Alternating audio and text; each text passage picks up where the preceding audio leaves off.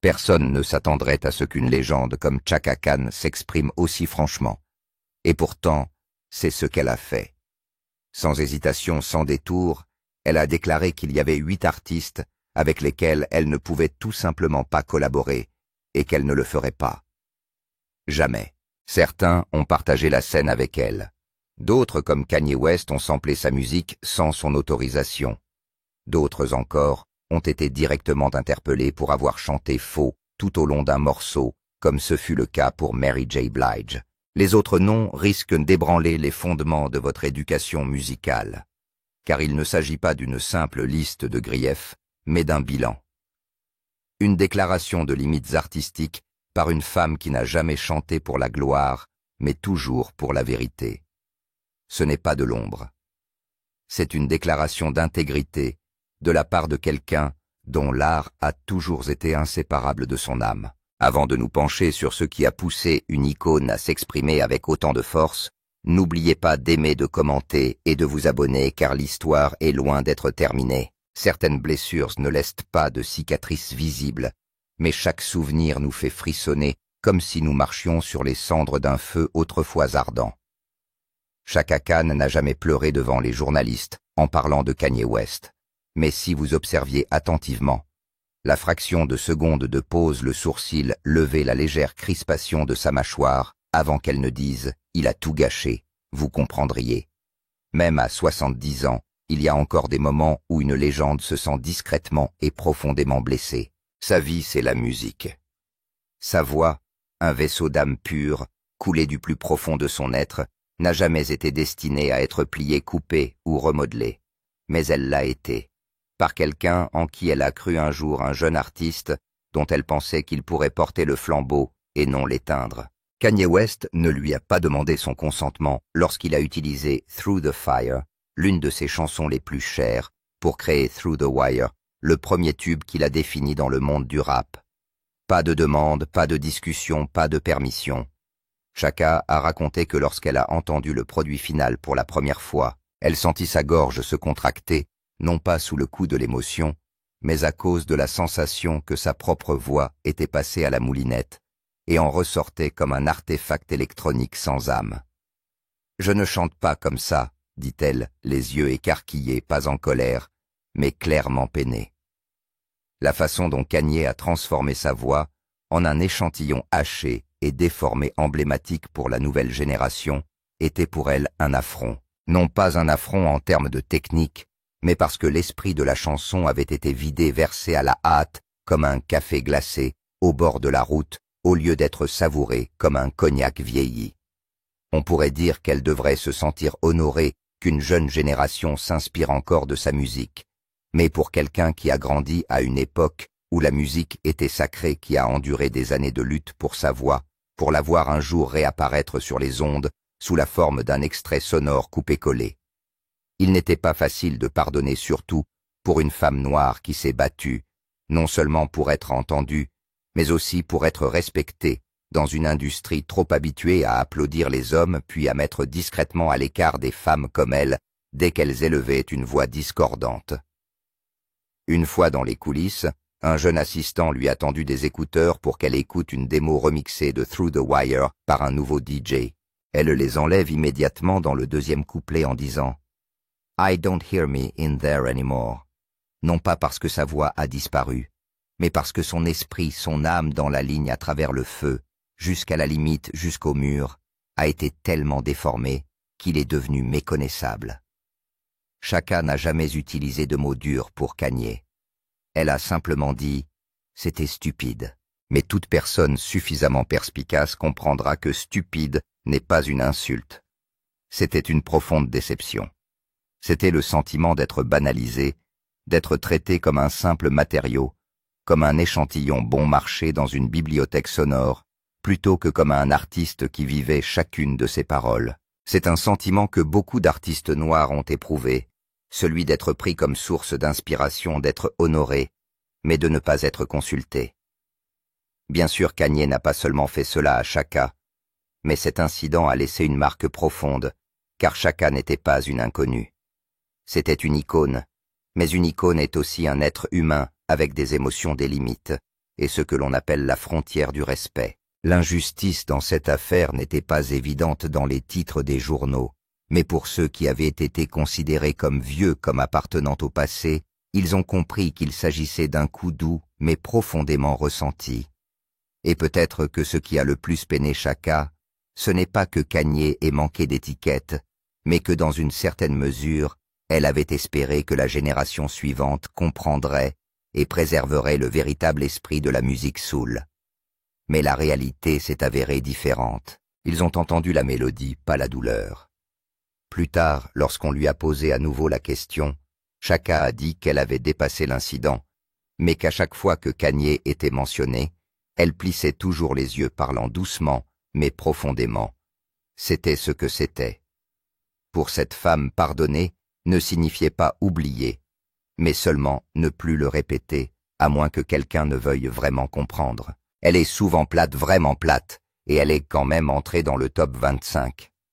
Chaka Khan a dit dans une interview à la radio que cette remarque était comme une aiguille petite, mais très pointue, enfoncée directement dans le vernis de collégialité de la scène musicale soul/R&B, que tout le monde essayait de maintenir pour éviter de blesser qui que ce soit.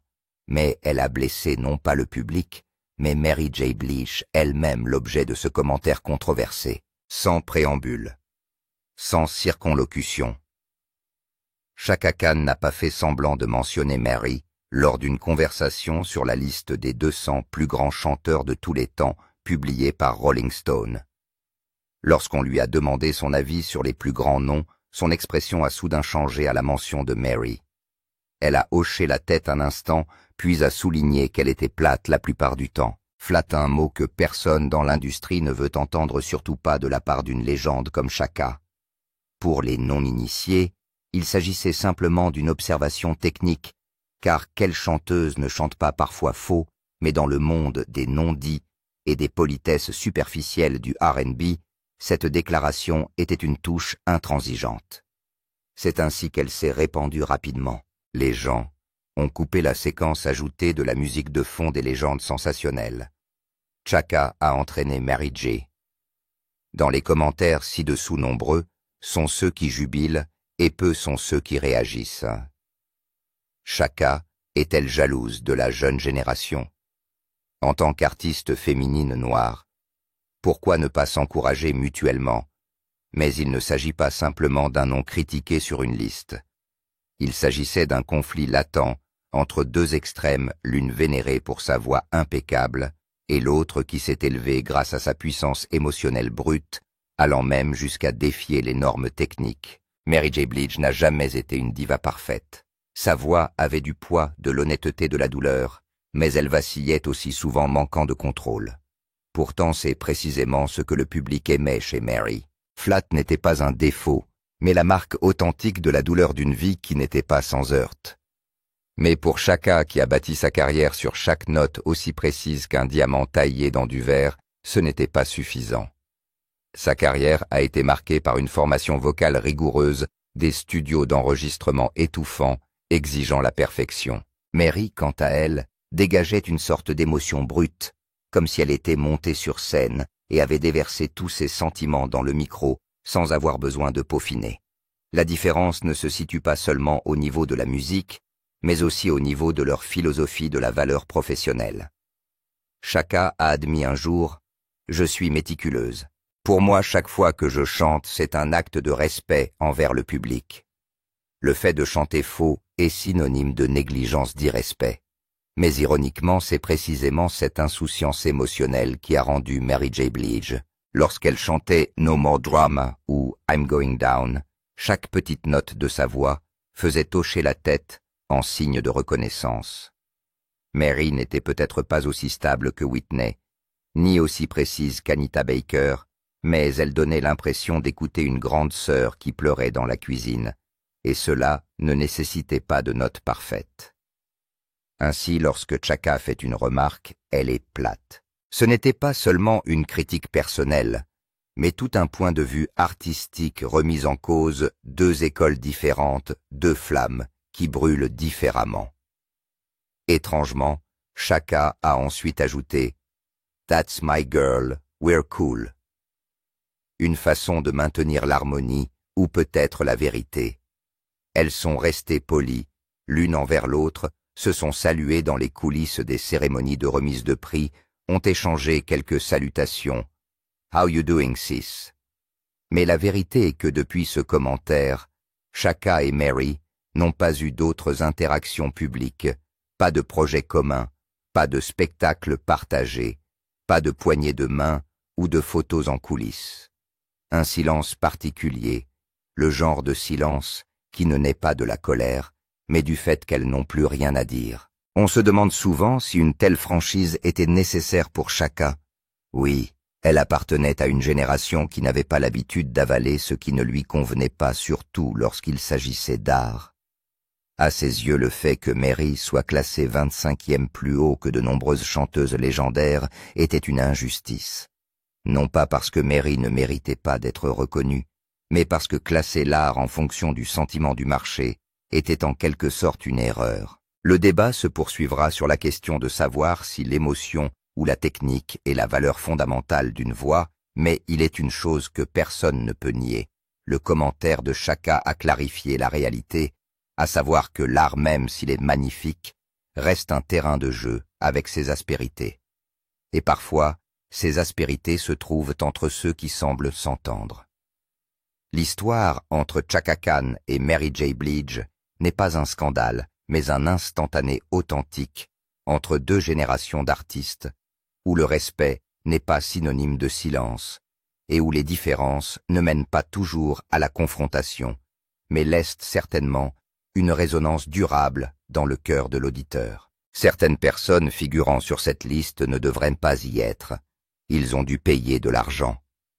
Chaka Khan n'avait pas besoin de citer des noms. Tout le monde a implicitement compris à qui elle s'adressait. La remarque est tombée comme un cheveu sur la soupe lors d'une interview sur les originaux, mais sa réverbération a été tout sauf légère. C'était comme une gifle directe au classement de Rolling Stone et à la 5e place de Mariah Carey. En vérité, il n'était pas nécessaire d'être un fan inconditionnel pour saisir l'implication, car si vous étiez familier avec la façon de parler de Chaka, directe, concise, sans prétention, vous discerneriez une couche claire de dédain et de déception dans cette déclaration en particulier, lorsque la personne figurant dans le top 5 plus haut qu'Aretha Franklin, plus haut qu'Ella Fitzgerald ou Natalie Cole, était un nom avec lequel Chaka n'avait jamais collaboré, qu'elle n'avait jamais loué et qu'elle n'avait jamais exprimé publiquement sa tendresse pour Mariah Carey.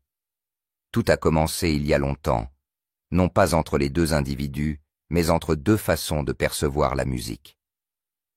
Pour Mariah, la technique était une arme, une tessiture vocale de 5 octaves des notes de sifflet suprême, un timbre souple. Elle possédait tous les éléments qui permettaient aux critiques de hocher la tête en signe d'approbation. Mais pour Chaka, la musique n'est pas une question de fréquence. C'était une question de profondeur. La technique sans l'âme est comme un miroir qui ne peut pas refléter un visage. Il n'est donc pas surprenant qu'elle ne soit pas à l'aise avec le fait que Mariah soit classée si haut dans la liste des plus grandes chanteuses qui, selon elle, devraient être jugées en fonction de l'âme plutôt que de la capacité à chanter ou à atteindre des notes aiguës. Dans l'industrie, tout le monde savait que Mariah était douée pour façonner son image, et ce n'était pas rare. Des rumeurs ont circulé selon lesquelles elle aurait fait pression en coulisses, payé pour passer à la radio, ou même influencer les médias pour conserver sa position. Ces affirmations n'ont jamais été étayées, mais personne n'a osé les nier complètement non plus, et Chaka, qui vivait à une époque antérieure au concept de médias gérés, n'était certainement pas habitué à de telles accolades fabriquées de toutes pièces. Chaka n'a pas dit que Mariah chantait mal, mais elle n'a jamais dit non plus que Mariah chantait bien. Chaque fois qu'on lui posait la question, elle éludait ou changeait de sujet, à l'exception de la fois récente, où lors de l'énumération des artistes figurant sur la liste de Rolling Stone, ses yeux se sont légèrement levés à la vue de Mariah Carey numéro 5. Puis, elle a souri non pas d'un sourire joyeux, mais du genre de celui que l'on fait après avoir détecté un parfum chimique dans un verre de vin rouge. Le problème le plus profond ne concernait pas Mariah personnellement, Il résidait dans le fossé entre les générations. Certains artistes de l'âge d'or considéraient la nouvelle génération avec circonspection, car ils avaient vécu une période où pour monter sur scène, il fallait s'entraîner sans relâche, jusqu'à l'épuisement, sans autotune, sans filtre, sans équipe de management, tournant 24 heures sur 24 et 7 jours sur 7. Il fallait chanter, rater une note. Les gens s'en souvenaient pour toujours réussir une note. Les gens s'en souvenaient aussi pour toujours. C'était un jeu équitable, et Chaka Khan appartenait à ce jeu. Maria était différente. Elle était le produit d'une époque où la musique commençait à être raffinée par la technologie, les images construites par les médias, et faisait partie d'une colossale machine de divertissement, et elle excellait à vivre à l'intérieur de celle-ci, exceptionnellement bien.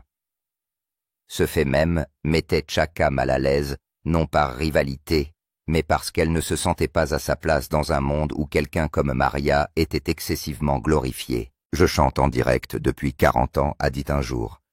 Chaka sans inflation, sans artifice, et je pense que c'est cela la vraie grandeur.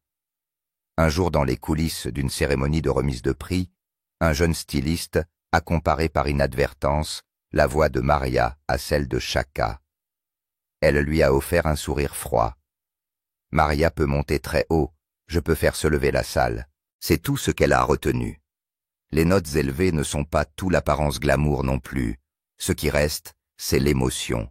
Et elle ne l'a pas trouvée chez Maria, du moins pas assez pour la qualifier de grande. Chaka n'a jamais utilisé de mots durs. Elle n'a pas insulté, elle n'a pas dénigré, mais elle ne pouvait pas cacher son regard sceptique, surtout quand la jeune génération était élevée aux cieux par des critères qui pour elle étaient superficiels. Ce surnom n'a jamais été officiellement attribué à Maria. Mais dans les mots de Chaka, cette suspicion était évidente. Elle n'accusait pas, elle posait simplement une question, et son léger sourire presque imperceptible était la ponctuation finale.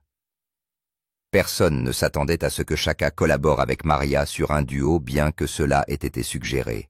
Je choisis les personnes que je peux ressentir, a-t-elle déclaré dans un autre podcast, et je ne fais pas de la musique uniquement pour associer des noms.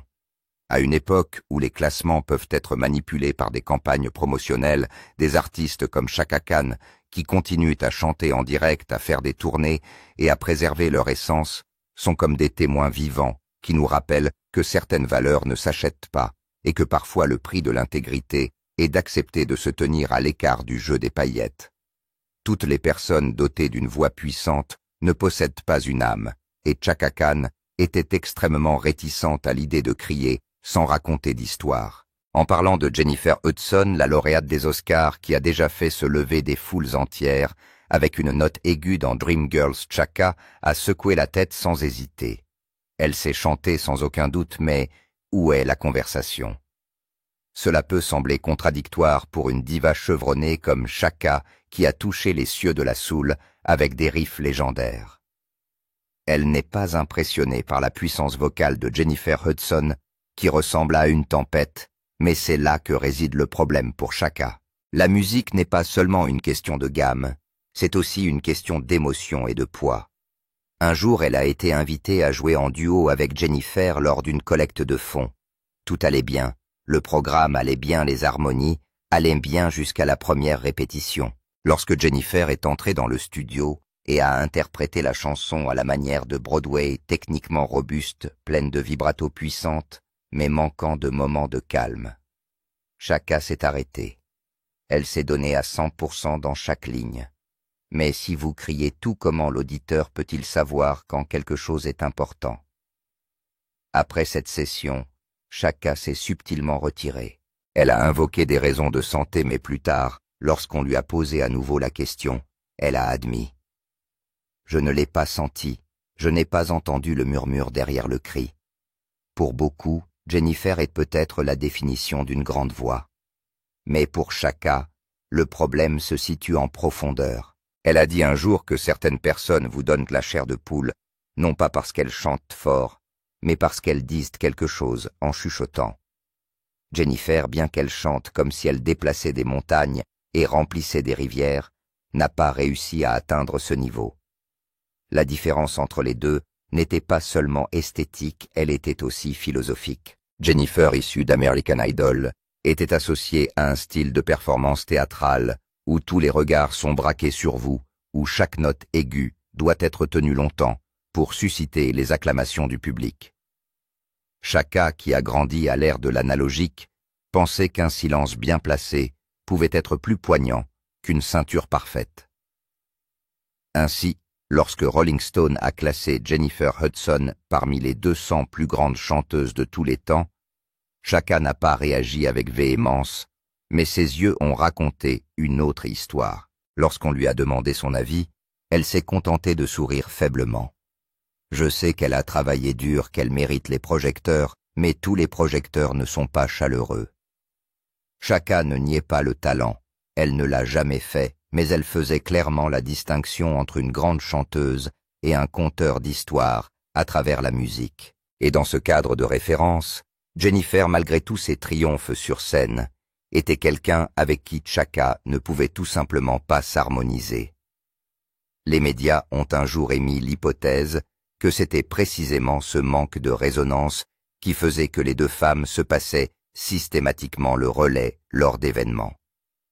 Assises au premier rang, lors d'un concert en hommage à Aretha Franklin, elles ne s'embrassent pas, ne se saluent pas, ne se regardent que pour la forme, et gardent un silence pesant. Chaka a ensuite parlé de la nouvelle génération en termes généraux. J'aime les chanteurs qui murmurent, qui gémissent, qui n'ont pas besoin de prouver quoi que ce soit, pas ceux qui lancent des feux d'artifice à chaque refrain. Pour elle, le pouvoir n'est pas dans le volume, mais dans l'écoute, dans la capacité de la voix à laisser de l'espace pour que les émotions de l'auditeur puissent respirer. Et si ce n'est pas le cas, Chaka n'entrera pas dans la pièce avec vous, quelle que soit la hauteur de votre chant. Jennifer Hudson, avec tous ses applaudissements et son glamour sur scène, est restée en dehors du champ de résonance de Chaka, non pas parce qu'elle n'était pas assez bonne, mais parce qu'elle n'était pas du bon genre. Bon, j'arrête. Ce n'était pas une blague. Ce n'était pas la crise de colère habituelle des mauvais perdants du monde du spectacle. Chaka Khan a prononcé ces mots lorsqu'elle a vu Adele classée 22 et sur la liste de Rolling Stone des 200 plus grands chanteurs de tous les temps, devant Chaka elle-même et devant une foule de noms qui ont consacré leur vie à la soul, au funk, au jazz et au blues. La déclaration a éclaté sans la moindre hésitation. Il n'y a pas eu de réflexion. Il n'y a pas eu de sourire, juste une pointe d'irritation nette, suffisamment forte pour que l'auditeur comprenne bien qu'elle ne plaisantait pas. Chaka n'a jamais manifesté d'animosité personnelle à l'égard d'Adele. Au contraire, elle avait même loué Adele pour sa belle voix. Mais la distance entre belle et grande est un gouffre que Chaka, représentante d'une génération qui a chanté avec chaque souffle avec du sang et des larmes sur scène, ne pouvait pas facilement accepter. Depuis combien de temps est-elle dans le jeu? Quelqu'un a entendu un jour Chaka s'exprimer en coulisses. Aucune autre attitude n'est nécessaire. À elle seule, cette question exprimait tout ce qu'elle ne croyait pas dans cette liste, et elle ne croyait pas non plus au classement excessivement élevé d'Adele. Le conflit n'est pas personnel. Il s'agissait d'un conflit de génération, et cette fois, il a été mis à nu. La tradition s'enfare contre la tendance. Adele, avec sa voix mélancolique, ses ballades poignantes, ses spectacles méticuleusement mis en scène de l'éclairage au scénario, incarnait l'artiste parfaite pour l'ère du streaming, propre poli des émotions facilement disponibles dans chaque accord. Mais pour Chaka, ces choses n'étaient que superficielles. Elle peut chanter, je ne le nie pas, mais ne me demandez pas de croire qu'elle fait partie des 25 plus grandes. Je ne joue plus. Cette déclaration a eu l'effet d'un coup de massue sur toute la patience restante. Pour Chaka, il ne s'agissait pas seulement d'une indignation à l'égard d'un nom spécifique, mais d'une déclaration de retrait d'un jeu dont les normes avaient été perverties. Quand on voit tant de légendes écartées pour faire place aux visages les plus populaires du moment, un sentiment d'impuissance est inévitable. Chaka ne voulait pas écarter la nouvelle génération, mais elle n'acceptait pas non plus l'effacement de l'histoire. Elle a chanté aux côtés de Stevie Wonder, Gladys Knight, Donny Hathaway, ceux qui ont forgé l'identité de la soul et du funk. Ils n'ont pas eu accès aux médias, ils n'ont pas eu d'équipe de relations publiques pour peaufiner chaque note vocale, chaque tenue portée sur scène. Ils sont sortis et ont chanté avec tout ce qu'ils avaient en eux. Cette génération croyait en la douleur authentique, aux voix authentiques, aux expériences authentiques, et non au nombre de vues, ni aux couvertures de magazines. Adele est une artiste douée, mais douée n'est pas synonyme de grande, du moins pas encore selon Chaka. Parfois les médias exagèrent. Les gens pensent que vendre des disques est synonyme de talent. Ce n'est pas toujours le cas. L'amertume ne concernait pas Adele, mais la façon dont certains noms ont été célébrés alors que ceux qui les ont précédés et qui ont ouvert la voie ont été laissés pour compte.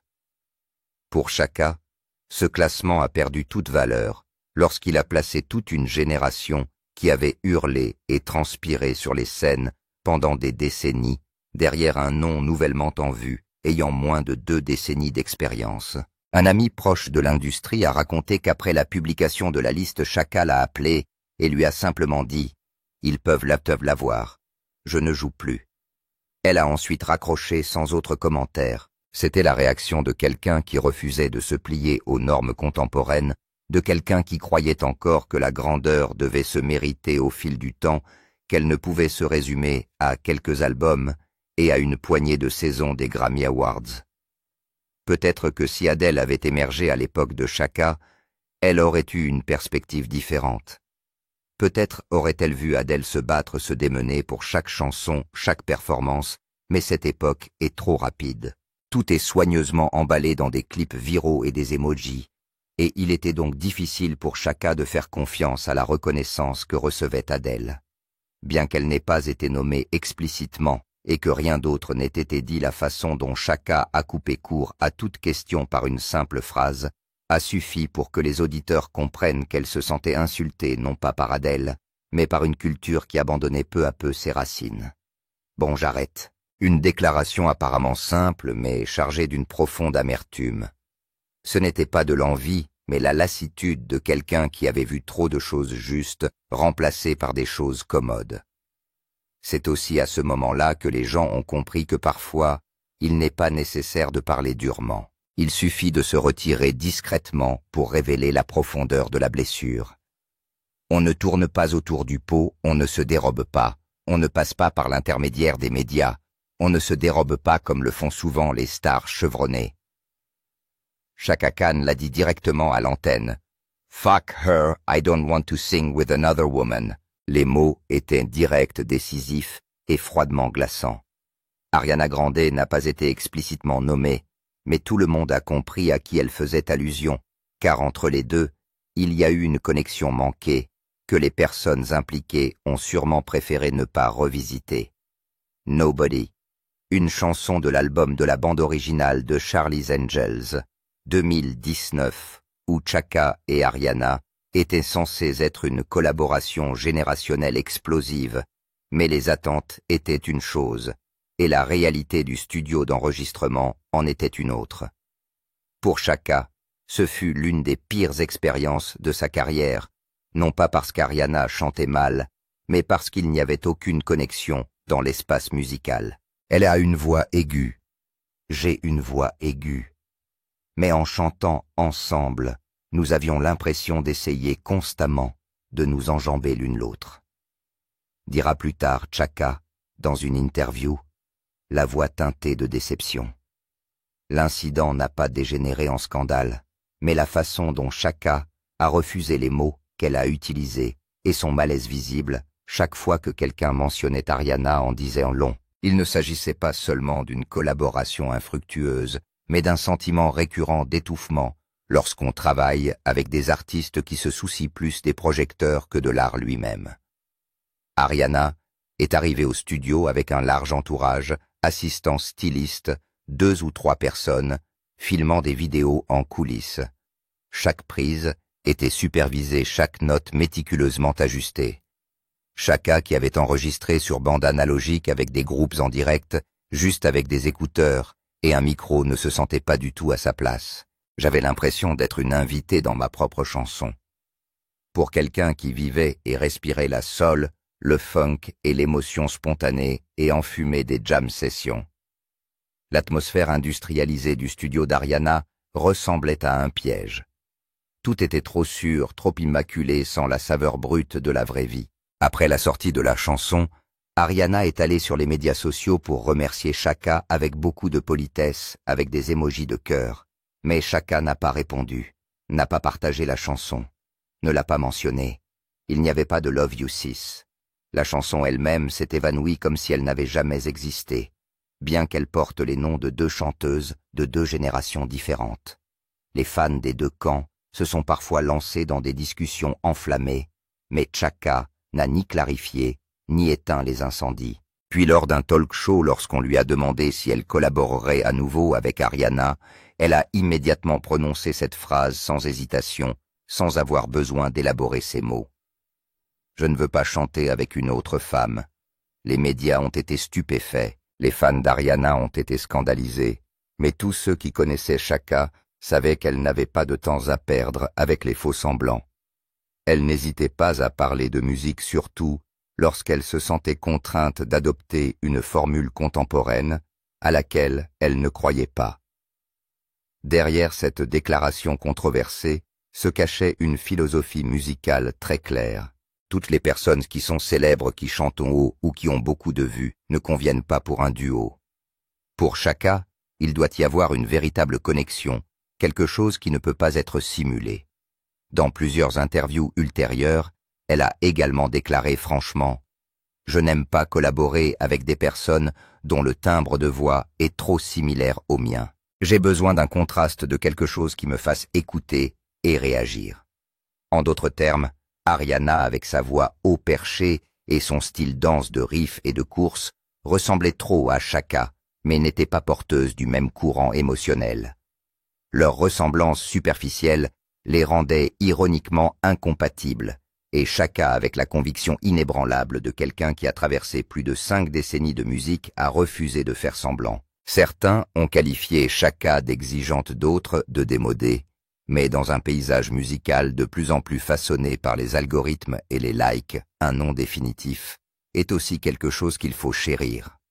Et peut-être que ce qui lui déplaisait le plus n'était pas Ariana, mais le fait d'être placé dans une collaboration sans âme, simplement pour ajouter du lustre aux ventes au box-office ou aux campagnes promotionnelles. Pour Chaka Khan, s'il n'y a pas d'émotion, il n'y a pas de chant, et si elle chantait, il fallait que ce soit authentique. Chaka Khan n'avait pas besoin de crier pour créer à distance une remarque concise, froide, comme la pierre parfois plus tranchante qu'une critique directe. Elle vient d'une autre planète. C'est bon. Lalah Hathaway, fille du légendaire Donny Hathaway, l'une des chanteuses les plus acclamées par la critique de la génération moderne, était attendue comme le successeur des divas soul R&B des générations précédentes. Mais aux yeux de Chaka, le respect n'était pas synonyme de désir de collaboration. Il y a une chose que Chaka n'a pas cachée. Elle a admiré les capacités vocales de Lalah lors d'une conversation franche. Elle a admis un jour qu'elle était une chanteuse de la catégorie B*Teach, je veux dire elle peut souffler. Mais derrière ce compliment, il y avait un hochement de tête décisif. Pas de collaboration, pas de duo, pas d'apparition commune, pas de conflit d'horaire comme excuse. Simplement pas de besoin perçu, parce qu'ils ne venaient pas de la même planète. Chaka Khan, qui avait éructé des paroles trempées de sueur dans des studios étouffants de Chicago, qui avait chanté lorsque le groupe changeait spontanément de tempo sur scène, et qui avait hurlé jusqu'à s'en irriter la gorge lors de concerts devant quelques centaines de personnes, seulement ne pouvait pas s'identifier au raffinement cool que Lalah exsudait. Ce n'était pas parce qu'elle ne reconnaissait pas son talent, mais parce qu'il n'y avait pas de terrain d'entente émotionnelle entre elles. Lalah chantait comme si elle chuchotait à une salle vide, chaque note étant méticuleusement placée, chaque transition vocale étant aussi délicate que de la soie. Mais Chaka, qui chantait comme si elle luttait pour sa survie, trouvait que c'était comme admirer une peinture parfaite derrière une paroi de verre. Un jour, un producteur leur a proposé de travailler en duo sur un projet commémorant Donny Hathaway, un hommage aux deux générations, le vieil ami et le successeur. Mais Chaka a immédiatement répondu que c'était sa voix que j'avais la mienne, et qu'il n'était pas nécessaire de brouiller les pistes. Cela semble léger, mais il s'agit en fait d'un refus délibéré. Elle ne voulait pas s'immiscer, elle ne voulait pas entrer en conflit, elle ne voulait pas forcer quelque chose de contre nature. Les gens supposent souvent que lorsque des artistes partagent un amour pour la musique soul, une formation de jazz et appartiennent à la communauté musicale noire, ils trouveront facilement un terrain d'entente. Mais non, Chaka et Lala, bien qu'elles aient toutes deux des racines classiques, ont évolué dans deux directions opposées. Lala était logique. Chaka était instinctive. Lala était une lumière réfractée. Chaka était un feu ardent. Chaka a dit. Je l'ai entendu chanter une fois, et j'ai eu l'impression que c'était magnifique, mais je n'ai rien ressenti en moi, aucune douleur, aucune exaltation, et quand je chante, c'est pour ressentir ces choses-là. Et c'est ce qui s'est passé peut-être pour d'autres. Refuser de collaborer nécessite une explication, mais pour Chaka, si son cœur ne résonnait pas, c'était une raison suffisante pour dire non. Tous les talents ne sont pas obligés de travailler ensemble. Il n'est pas nécessaire que deux divas fassent un duo. Tous les genres communs ne peuvent pas créer de la magie. Et ce qu'il y a de plus authentique chez Chaka, c'est qu'elle ne ferait jamais rien pour plaire aux médias si cela ne découlait pas d'un intérêt sincère. Cette phrase, elle vient d'une autre planète, à la fois vague et lointaine, est le message le plus clair que Chaka ait envoyé. Je n'ai pas besoin de chanter avec quelqu'un juste parce que nous sommes comparés. Lala n'a pas réagi. Elle n'a jamais parlé publiquement de Chaka.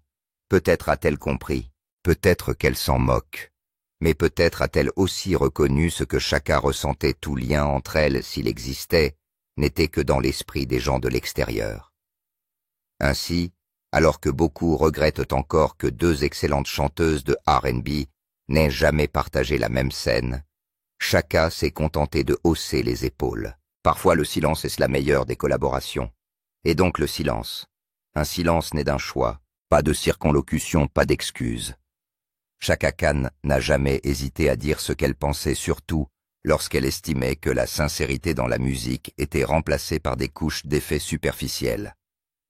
Et lorsqu'elle a évoqué Sam Smith, elle n'a pas pu cacher sa déception. « Sam a une belle voix, mais je n'y entends pas la part humaine », dit-elle dans une interview où ses yeux révèlent clairement sa lassitude, non pas parce que Sam chante mal, non pas parce qu'il manque d'émotion, mais parce que tout sonne comme s'il sortait d'un laboratoire audio immaculé sans faille, sans la moindre imperfection trop sûre. Sam Smith, qui a fait taire le monde avec Stay With Me, que les médias ont qualifié de mélange de douleur et d'ange, était précisément le type d'artiste qui donnait à Chaka l'impression de regarder une image en 3D, rendue par un logiciel plutôt qu'un chef-d'œuvre peint à la main. On lui a demandé un jour si elle envisagerait de collaborer avec Sam à l'avenir. Chaka a regardé directement et a répondu succinctement « Je ne pense pas que ma voix et leur voix puissent se parler ». Cette réponse n'était pas une animosité personnelle, c'était une position esthétique. Pour Chaka, la musique est une communication. C'est quand deux voix se parlent comme deux âmes, mais avec Sam, elle n'a entendu que de la technique. Un jour, elle a été invitée à un événement en l'honneur de ce chanteur britannique, au cours duquel une vidéo résumant le parcours de Sam a été projetée. Les applaudissements fusent, les louanges brillent, mais Chaka reste silencieuse. Elle a applaudi, mais c'était un geste de politesse, pas un accord. Interrogée sur ce silence, elle a gentiment répondu « Je ne m'oppose pas à Sam, mais je pense que s'il vivait dans les années 70, il devrait chanter différemment, sans les médias sociaux, sans les studios d'enregistrement, avec 5 couches d'édition. À l'époque, soit vous aviez de l'âme, soit vous quittiez la scène. » En réalité, Chaka a passé du temps à écouter l'album Love Goes de Sam dans son intégralité. Elle a dit qu'il y avait des parties très belles, des mélodies qui lui donnaient envie de les réécrire dans un style plus authentique. Mais c'est justement là que le bad blesse.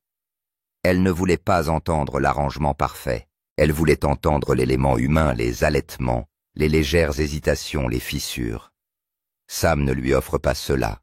Dans un monde où chaque chanson doit être prête pour la radio, Chaka ne se sent pas à sa place. Elle a dit un jour que si elle devait choisir entre une performance live brute et un enregistrement méticuleusement peaufiné, elle choisirait toujours la première. J'ai besoin d'entendre quelqu'un qui vit, pas quelqu'un qui rejoue. Sam Smith, que ce soit intentionnel ou non, est le symbole d'une époque où le son est technologiquement perfectionné à l'extrême. Et c'est pourquoi Chaka a gardé ses distances.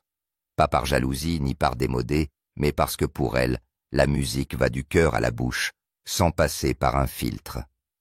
Ainsi, cette confrontation silencieuse se poursuit d'un côté une voix étrangement parfaite, de l'autre une femme qui pourrait faire fondre une scène avec un simple ad-lib non scénarisé. Ils n'ont pas eu besoin de débattre, parce qu'une seule phrase de Chaka était un rejet. Je n'ai pas besoin de collaborer pour respecter quelqu'un, mais je n'ai pas non plus besoin de me taire si je sens que la musique perd son cœur. 8 noms, 8 idées franches d'une légende qui ne craint pas la confrontation. Chaka Khan ont non seulement remis en question la liste de Rolling Stone, mais ont également mis en évidence la frontière entre le chant technique et le chant soul. Pour elle, tous ceux qui chantent fort ne peuvent pas se connecter à l'auditeur, et tous ceux qui sont célèbres ne possèdent pas assez de profondeur pour s'harmoniser véritablement dans la musique. De Mary J. Blige à Jennifer Hudson. Chacune des remarques de Chaka est une façon de sauvegarder des valeurs artistiques plus anciennes, où l'émotion authentique est plus cruciale que les lumières de la scène. Bien que controversée, Chaka reste ferme dans sa conviction qu'elle ne collaborera pas s'il n'y a pas de résonance. Si vous appréciez cette série d'analyses directes, authentiques et sans concession, n'oubliez pas d'aimer, de laisser un commentaire et de vous abonner à la chaîne pour ne pas manquer des histoires inédites du monde de la musique.